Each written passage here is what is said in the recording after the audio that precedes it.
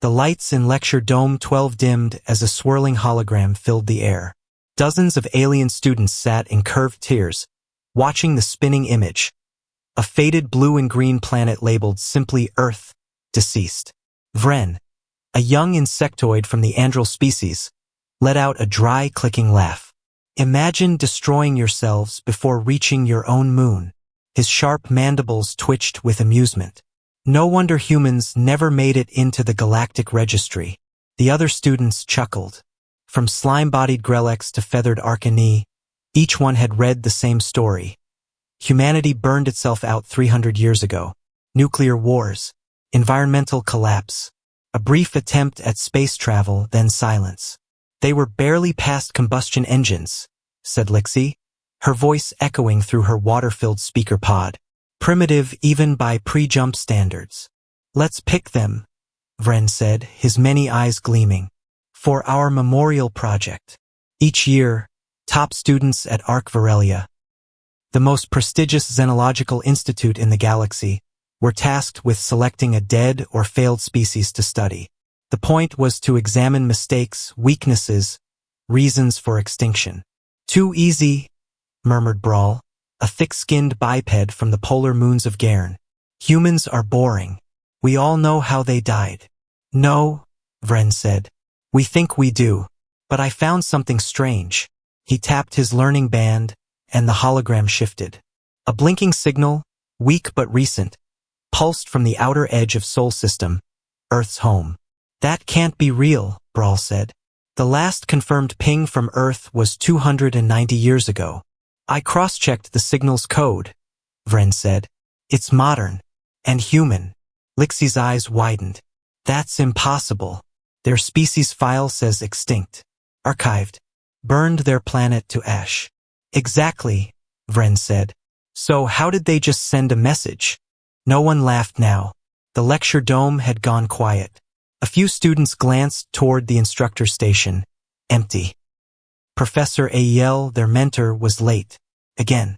Let's run a probe, Vren whispered. That's illegal, Lixie said, lowering her voice. We're top students.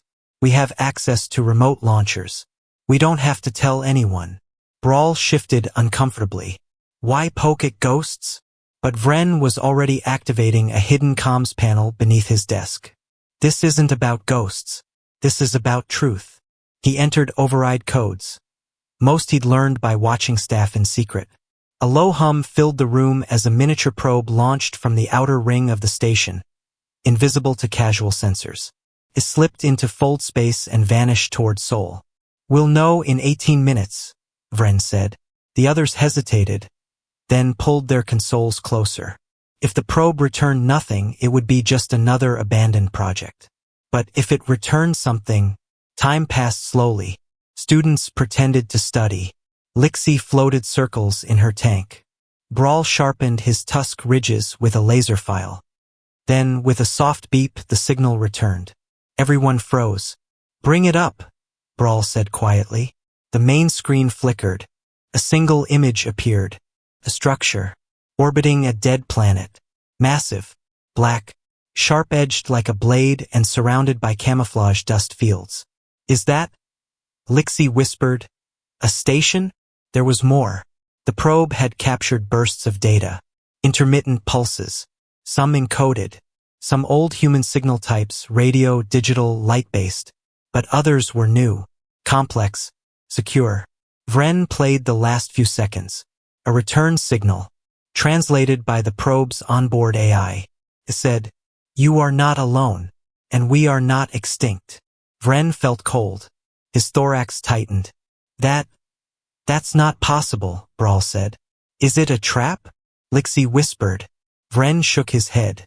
That probe was cloaked. There's no way they could have. But then the station's lights dimmed again. Not just in the lecture dome. All across Arc Varelia. Power fluctuation? Brawl asked, alarm rising in his voice. Emergency lights snapped on. Warning tones echoed faintly in the background. System hiccups. Diagnostic checks. Nothing critical but unsettling. No one else in the dome spoke. The students looked at the returned probe data. At the silent, jagged station floating above long-dead Earth. At the message, "You are not alone." And Vren suddenly remembered something from the old records. Something glossed over. The last Earth-based satellite went offline not from war, but from silence. Intentional silence. Lixie turned to him, voice barely a whisper. What if they didn't die? Vren looked back at the flickering screen. What if, he said, they hid, and the lights in the dome flickered again. The hallway outside the lecture dome was buzzing with quiet tension. Vren and the others walked quickly, staying close together. Nobody spoke. The image of that black station over Earth was burned into their minds. Lixie swam alongside them in her mobile tank, her voice crackling through the speaker. We have to report this. That message, that ship. This is way above our level. We'll lose everything, Vren snapped. They'll strip our credentials, maybe erase the project. No one will believe us. We launched an illegal probe. Brawl grunted. So what do we do? Pretend nothing happened. Vren stopped walking. No. We send a message back. Brawl and Lixie froze. Are you insane? Lixie hissed. They found our cloaked probe. If we poke them again, they might poke back harder. Exactly, Vren said. I want to know how hard. Lixie blinked, water swirling in her tank. You want to test a species everyone thinks is extinct? A species smart enough to hide their entire planet for 3 centuries. Yes, Vren said. We're already in too deep. If we stop now, we get punished. If we go forward and gather something real, we might be seen as pioneers. We might also be seen as missing, Brawl muttered. But neither of them walked away. They met that night in one of the stations and used archive rooms. Dimly lit, quiet, disconnected from main systems. Perfect for what Vren had in mind. He'd brought a custom transmitter, his own work. He called it Whisper, a low-frequency sender that bounced signals off solar wind patterns. It wasn't supposed to exist. The signal will ride cosmic background noise, he said as he connected it to a portable console. They'll detect it, but it won't trace back here easily. What do we say? Brawl asked. Vren hesitated. Then he typed, to the survivors of Earth. We are xenosociology students from Arc Virelia. We believed your species extinct. Your recent signal proves otherwise. We wish to learn the truth. Please respond with your current status and intentions. He paused, then added, we mean no harm, but we are afraid. Lixie leaned over the console, bubbles rising in her tank. Don't write that. It's honest, Vren said. He tapped the key. The message flew.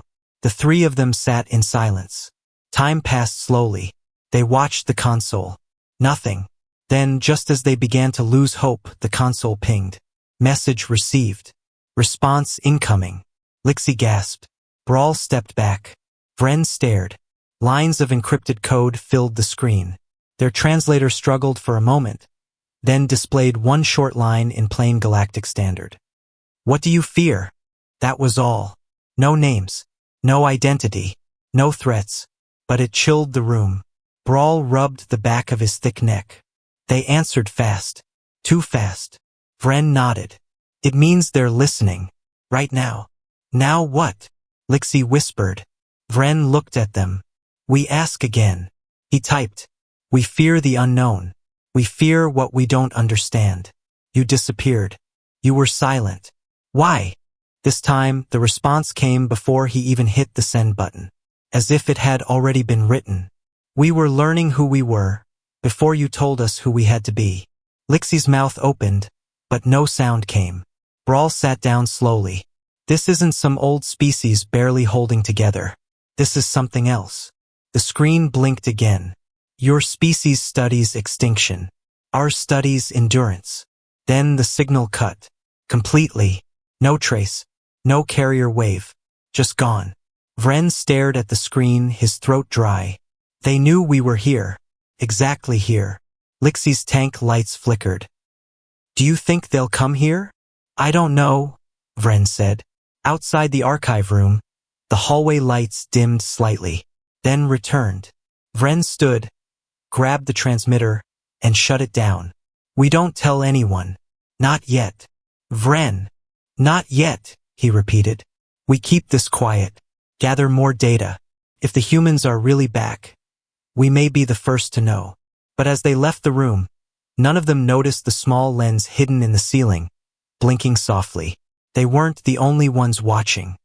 The next morning, the halls of Arc Varelia buzzed with normal activity.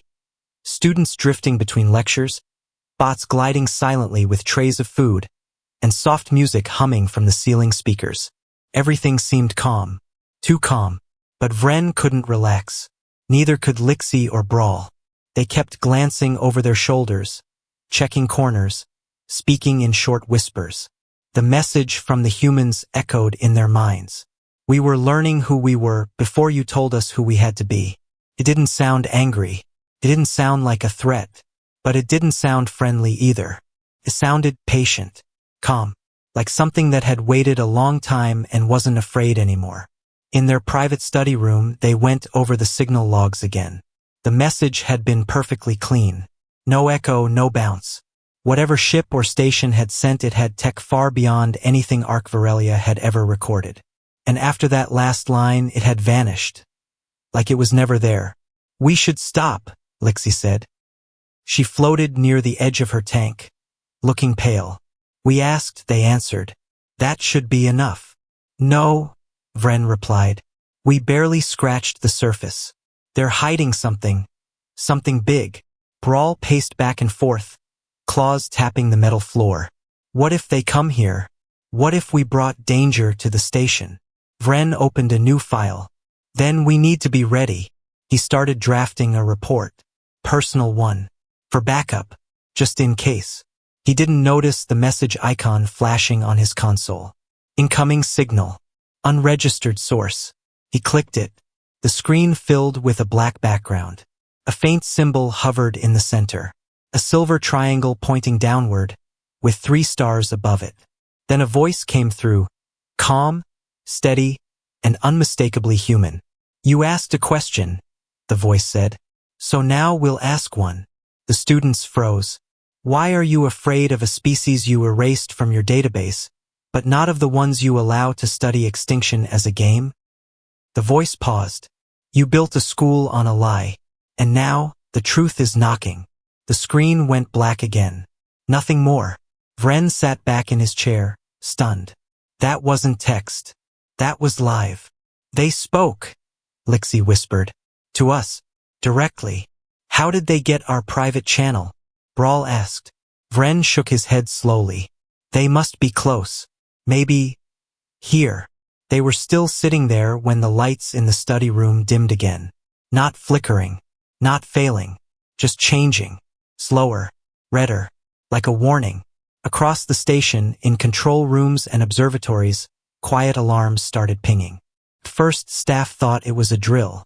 But then they saw the sensor data. A ship had appeared near the edge of the system. No warp trail. No transjump signature. It hadn't arrived. It had been there, invisible until now. A long, dark craft. Unmarked. No identification. It hovered outside Arc Varelia like a shadow. The Academy's defense systems activated immediately: scans, shields, automated drones. But none of them could get a clear read. The ship reflected no signals. It absorbed everything, like a hole in space. In the command chamber, Dean Urath, a wide-shelled thinker species from the old worlds, stared at the image. Where did this ship come from? No idea, replied the sensor officer. It's just there. Is it hostile? It's done nothing. Not a single move. Open a channel, the dean ordered. They tried. No response. Meanwhile, Vren, Lixie, and Brawl ran through the station, dodging other students and staff. Red emergency lights blinked overhead. Whispered rumors spread fast. An unknown ship, silent and black, had appeared. They reached an overlook window, pressing up against the glass. And there it was, sleek, dark, and deadly looking, like a knife waiting in the dark. The human ship. No engines glowing, Brawl muttered. No lights. It's just floating. Lixie's tank water trembled slightly. Why haven't they attacked? They don't need to, Vren whispered. They've already won. At that moment, across the entire station, every screen flashed. Just 3 words. We are listening. And then the lights cut out. Completely. Darkness swallowed Ark Varelia. No lights. No hum of machines. No floating music. Just the sound of silence. Deep, cold, and total. Vren stood frozen beside the window. He couldn't see Lixie's tank anymore. Brawl's heavy breathing was the only sound in the pitch-black corridor. Then, slowly, red backup lights blinked on. Dim. Flickering. Uneven. The emergency systems had kicked in, but not all the way. This has never happened before. Lixie's voice crackled through her speaker. Even during drills, we don't lose everything. They're in control, Vren whispered. They shut us down without even touching us. Across the station, panic spread.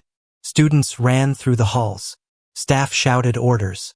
Security bots rolled through with flashing lights but no clear instructions. Communications were down. Navigation offline. External scanners blind. The unknown ship still hovered outside, silent, still watching.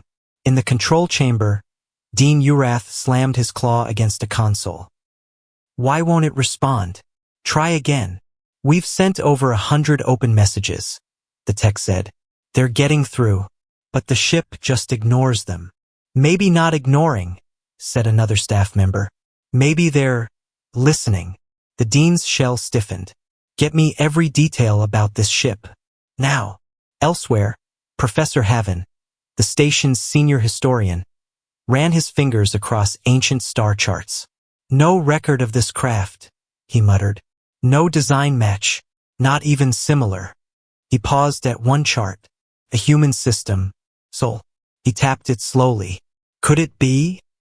In their private quarters, Vren and the others huddled around a portable display, running silent scans. Lixie had connected her tank system directly to a bypass node. The results were clear. This signal pattern, it's human, she said. Brawl sat cross-legged on the floor, staring at the small screen. They sent us a message before. This is the answer. Vren nodded. Not with words, with silence. What do they want? Lixie asked. They want us to think, Vren replied. The power returned suddenly, but not fully. Lights turned on, but dim. Systems rebooted slowly. Screens flickered to life one by one. But communications, scanners, and shields remained disabled, as if the human ship was letting them recover just enough. Then a message appeared on every terminal, in every room, every hallway, every chamber across Ark Varelia. Your fear is not misplaced. Your arrogance is. Another line followed, slower. We were silent because we were becoming something you couldn't measure. The station council gathered in the high chamber. Panic showed on every face. Some shouted to raise shields. Others argued to send an apology. Some wanted to evacuate. Dean Urath slammed his claw down again. Enough! Silence. We were warned, he said. Centuries ago, Earth was marked as dangerous. But not because of violence or war. He looked around the room, mandibles twitching. It was because they learned too fast, too well. And they don't stop. On the outer edge of the system, the human ship moved. Not much, just a rotation. A turn. Enough to show it wasn't a statue. Then, slowly, a soft beam of light extended from the ship. A scan. Harmless, low energy. Passed over Ark Varelia once. Then again. Then it stopped. Back in Vren's room, his console beeped. A new message. But not from the ship. It was from the original probe they had launched days ago. The one they thought had returned once. It had never stopped sending data. Only hiding it. Vren opened the file. Images. Logs. Blueprints. Lixie, he said slowly. Brawl.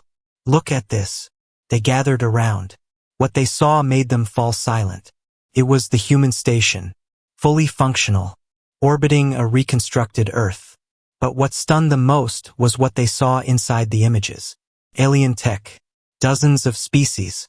devices, designs, all reverse engineered, all used. Every piece of tech we've sent into the void.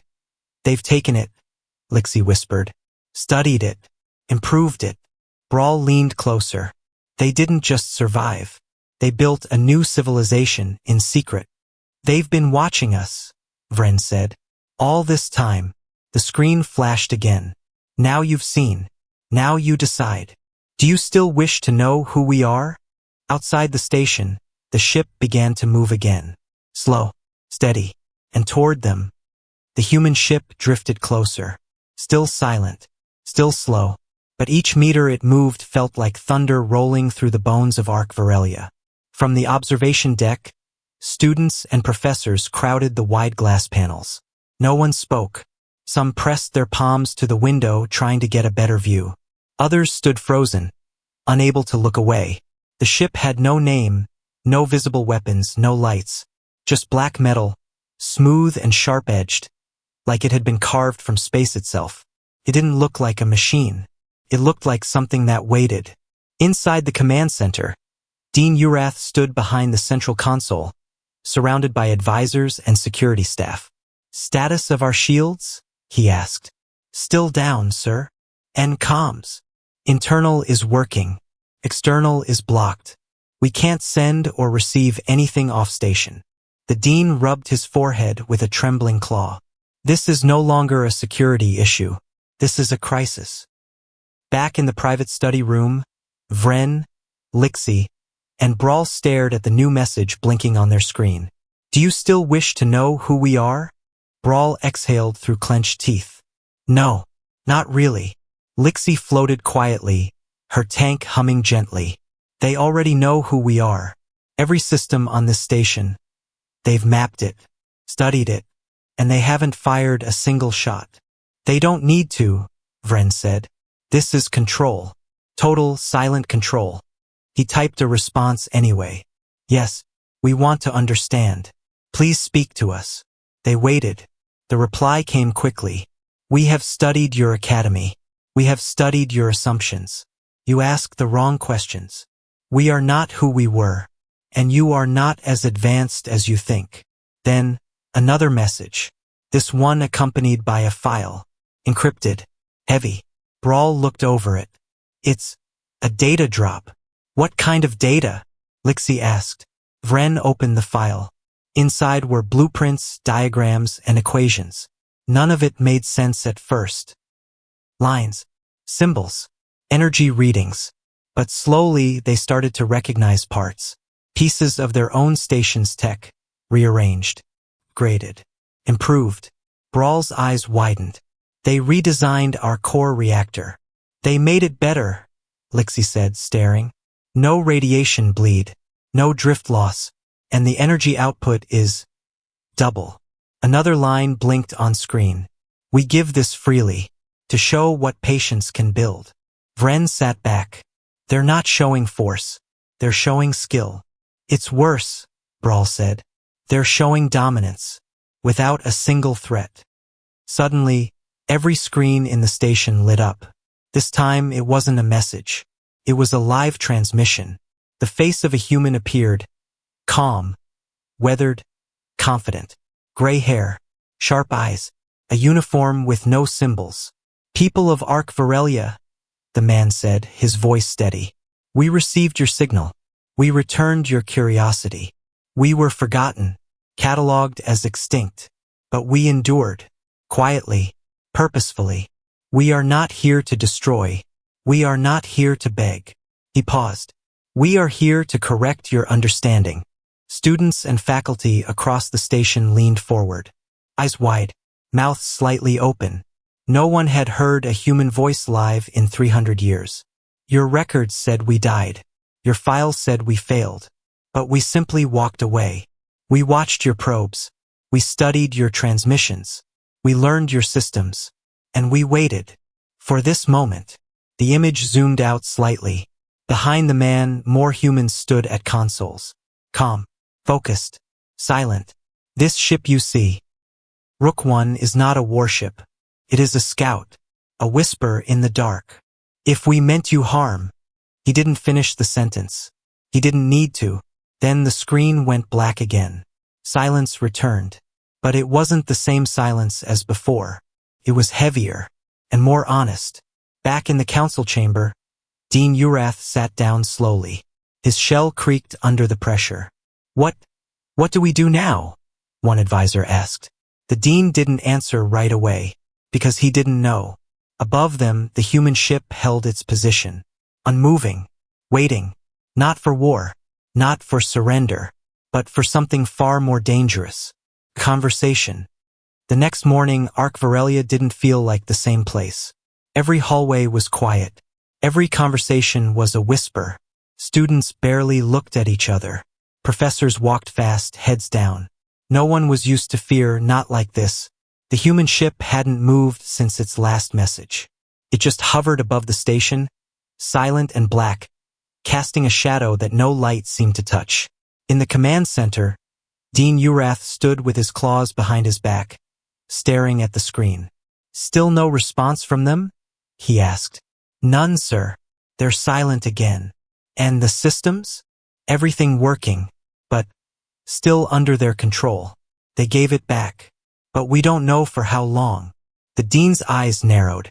They're waiting for us to act, watching what we'll do next. At that moment, a message appeared, only on the private terminal in the council chamber. Not on public screens. Not broadcast. It was addressed to 5 names. Vren, Lixie, Brawl, Keto, Ral. The last 2 were students who had quietly helped with the probe launch. Vren read the message aloud in the private study room.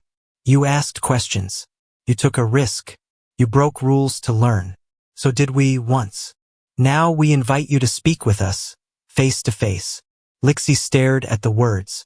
They want us on that ship? It says nothing about safety, Brawl muttered.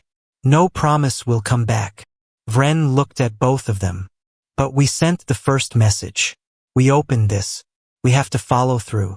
Keto and Ral joined them minutes later, faces pale. They'd seen the message too. We're not trained for this, Keto said.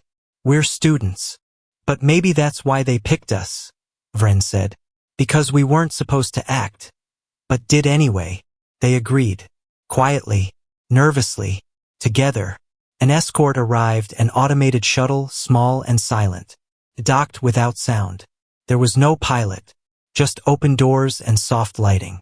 No one tried to stop them. The council had seen the invitation. And no one had dared say no. The shuttle carried them across the black. The human ship grew closer. Its surface reflected nothing.